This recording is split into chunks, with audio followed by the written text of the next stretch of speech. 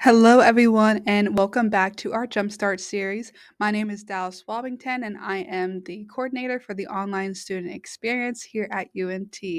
So, this is session 2 of our Jumpstart series. Today, I'm going to be focusing on UNT tech tools. What are some different technologies that UNT provides for their students, and how best to utilize them for your success? Here is my contact information. You can reach me at dallas.wobbington@unt.edu. For the contents for this session, I will discuss a tool overview as well as a demonstration of those tools, and with a success tip and how to stay in touch with the online student experience. So, what technology tools that UNT provides can students best utilize? The university provides a lot of online tools that can help students succeed, but what are the top programs? For this session, I will focus on 5 tools: Outlook, Canvas, Navigate, MyLab, and the Tech Support Hub. So, first, we're going to talk about Outlook emails and how to create rules to help prioritize important communication. If you're not familiar, rules are basically a way to filter out certain messages and prioritize which information you receive first, and also help you set out information that's not as important. So, to create a rule in Outlook, you can specify conditions and actions for incoming messages. So, conditions mean to select criteria for your rule, such as the sender or recipient, and actions, you are able to select what you want Outlook to do with the message, such as moving, copying, deleting, or marking it as important. If you want to create a rule for an email, all you have to do is right click on a message. So for this example, I'm going to use Canvas because you receive multiple messages and emails from Canvas. This will kind of help clear up which ones are important and help you prioritize. So first you right click a message, and then you go down towards the bottom where you see rules, and here you are going to press create rule. And this section will pull up. What you're going to do is you will press more options, and under this you can select a condition. For example, I'm going to click on the arrow and I'm going to choose, let's say for example, message body includes grades. So if I'm wanting to mark only my grades from Canvas as important, so whenever I receive a grade from a course, those are the ones I want to hear about. So let's say I just press in grades. And then you can go down here and select an action. So if I really want to know when I get a grade in and I want it to notify me immediately, I can press mark with importance. And be sure to press select an option. So if you want to mark with importance, do you want to mark it with low importance, normal importance, or high? For example, I'll say I want to mark it with high importance whenever I receive an email from Canvas that has the word grades in it. And then be sure to press save, and then those emails you receive from Canvas with the words grades will be marked as important, and be sure to save that. And then you have created a rule for your Outlook emails. Next, I'm going to show you how to add a personal calendar to your Outlook calendar. So this is if you're wanting to connect any sort of personal email, whether it's Gmail, another Outlook, with your school email. So what you're going to do is on the left-hand side where it says Add Calendar, you're going to click on that. And then they already have a recommendation, but if you want to go down to Add Personal Calendars, this is where you can add any other calendar you potentially have. It could be Google, it could be Outlook, Hotmail, Live, MSN, whatever your personal email is. And all you have to do is connect it and just log in, and then you'll be able to connect all of your information between your calendars in one convenient spot. Next, we are going to discuss connecting Canvas to your school calendar. So what you're going to do is you are going to log into Canvas, and then you're going to click on the calendar icon on the left side. And then when you go over to the right hand side under Undated, you will see the link Calendar Feed. So when you click on that, a link will pop up right here. So you're going to copy this link, and then you're going to go back to your calendar. So we're going to go back to Outlook, for example, if you're wanting to add to like a personal Outlook or your school Outlook. You will go to the Add Calendar option, click on that. And then under this, you'll see an option, Subscribe from Web. And then that is where you're going to paste that link you just put in from Canvas.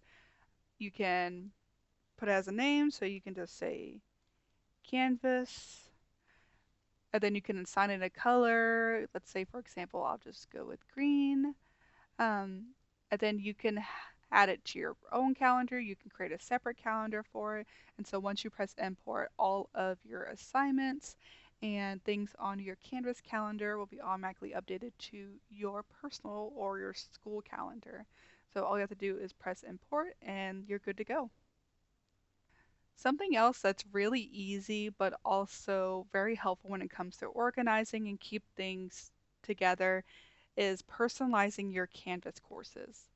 So if you were not aware, you can change the color and the nickname of your courses to whatever you want. This can be helpful whenever you have multiple courses and you kind of want to be able to color coordinate them, or if you have Canvas courses listed as the course title, the formal course title. It's also easier to help you change it. For example, if I had a course that is titled EDHE 5000, I can edit the title to the actual course name. So wherever you see these little side dots, you're just going to click on that and you can nickname it. So right now, for example, I have the Online Student Experience Canvas course, but if I wanted to just nickname it to OSE, just to shorten it, I can absolutely do that. Or if I wanted to change it to a different color, if I wanted to change it to green or orange or whatever it is, I can just press the nickname, press the color, then press apply, and it's automatically going to do that for me. So this is really helpful in kind of keeping track and kind of assigning and color coordinating your courses, especially if you take multiple online courses on Canvas. Up next is scheduling an appointment in Navigate. So if you are looking to schedule an appointment with an advisor, a mentor, etc., Navigate is the easiest place to do it. So OSE offers online student success coaching. You can easily go onto our main website and click under resources and programs, and you can access through there. But let's say, for example, I'm wanting to schedule an appointment with my advisor and I know their name and I know I need to schedule an appointment with them. If you're on Navigate and you know who you're wanting to schedule an appointment with, you can easily go up to the search bar and look up their name. So let's say, for example, I'm wanting to schedule an appointment with Andrea, one of the success coaches with OSE. So I would type her name up in the search bar and I get access to her page. So let's say I'm wanting to schedule an appointment with Andrea. So I'm on her main profile, and then underneath, typically people have a profile picture here in the right top hand corner. If not, you still have access to everything underneath. But if I'm wanting to schedule an appointment, I just go underneath where a profile picture would be and click schedule an appointment. Then on the left side, there are filters that you'll be able to select based on your needs. For example, if I wanted to book a success coaching session with Andrea, I would go under Care Unit and select Online Student Success Coaching. Location would be UNT Online Student Experience.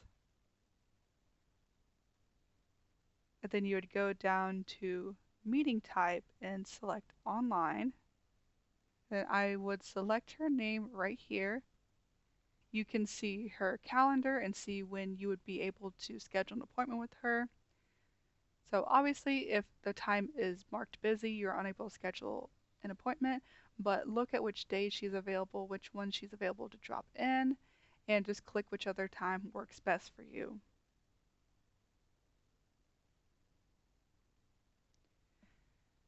A helpful tip when you are scheduling an appointment, whether it's with Online Student Experience or just in general scheduling an appointment, a helpful tip is to be able to provide comments on what you are looking for. So the advisor, or whoever you're scheduling an appointment with, knows knows in advance what you are needing, and this definitely helps in case you state a service or a need and they are unable to help you, or they can refer you to someone else. Next up is MyLab. So MyLab provides access to free programs and applications that you may not have access to because of using a non-UNT computer. If you want or need access to a particular program for a class, and MyLab is where you go and download those programs. So you can either Google UNT MyLab or you can find it under the Online Student Experience Resources tab. So whenever you get to the main page, first thing you're going to want to do is enable Duo Multi-Factor Authentication, or MFA. And the easiest way to be able to enable this is downloading the Duo mobile app. Next is download the appropriate software according to your computer type. For example, I am on a Windows desktop, and so I would have to download Citrix. So first you're going to download whichever program you need for your computer to your desktop, and after the software has been downloaded, you can access applications and certain student desktops. So after you download it and you open it, it brings you to this main page. These are different software, different programs you're able to download. And what I meant by gain access to certain student desktops, you go over to the desktop section, and if you need to look at certain programs from a certain college, like Ryan College of Business, or just a general UNT Access desktop, you can easily access it from here. And let's give a quick example. So whenever I attended UNT, I had to take an online statistics course, and so we were told to download the SPSS Statistics app. So I scroll down here, or you can easily look it up in the search bar. Here it is. And so for my course, I had just easily open up what I needed and it would launch the resource from there. So I was able to log in with MyLab and access the program I needed, even though I did not have access to a UNT computer. And if you're new to MyLab or you're just not sure how things work or how to use it, remember that you can also contact the UNT Student Support Hub, which leads us to our last topic.